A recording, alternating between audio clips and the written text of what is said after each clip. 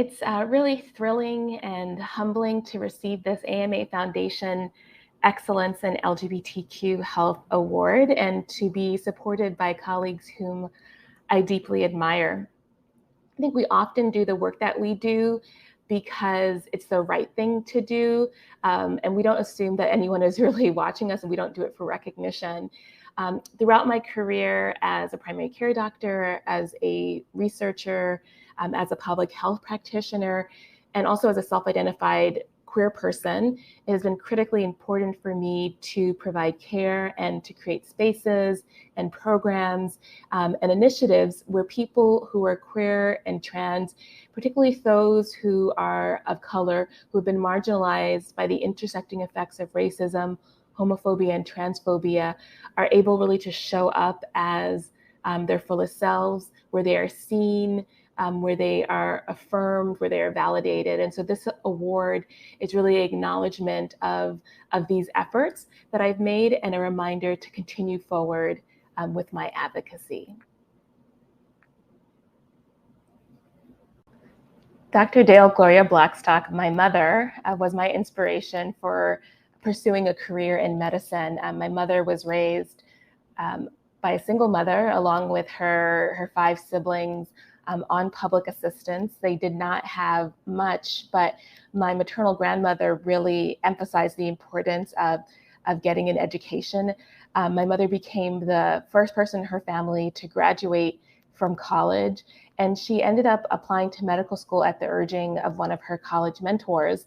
She ended up getting to all of the medical schools to which she applied, and she decided on Harvard Medical School, where she often said she felt like a fish out of water.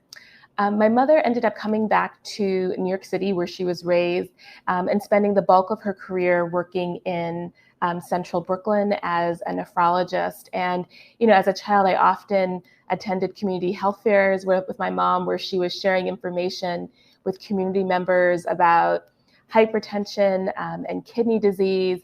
And what that did was it really showed me quite vividly the ways in which, as healthcare providers, how we are also advocates for the communities that we serve.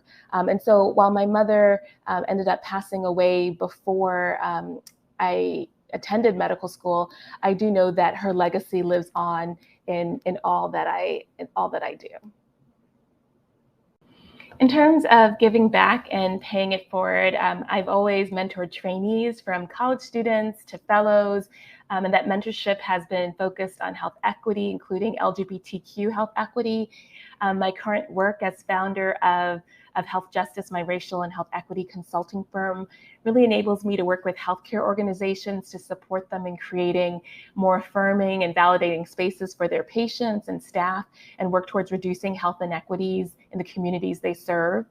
I will continue to also organize with other healthcare providers who want to see a better world, and to use my influence to draw attention to issues to advance health equity. I'll continue to use my voice again to speak out, including opposing anti-trans and anti-gay legislative measures, which we've seen a surge in as of late. And we know these measures will no doubt negatively impact the health of queer and trans folks across this country, and are directly linked to other attacks on critical race theory as well as reproductive rights.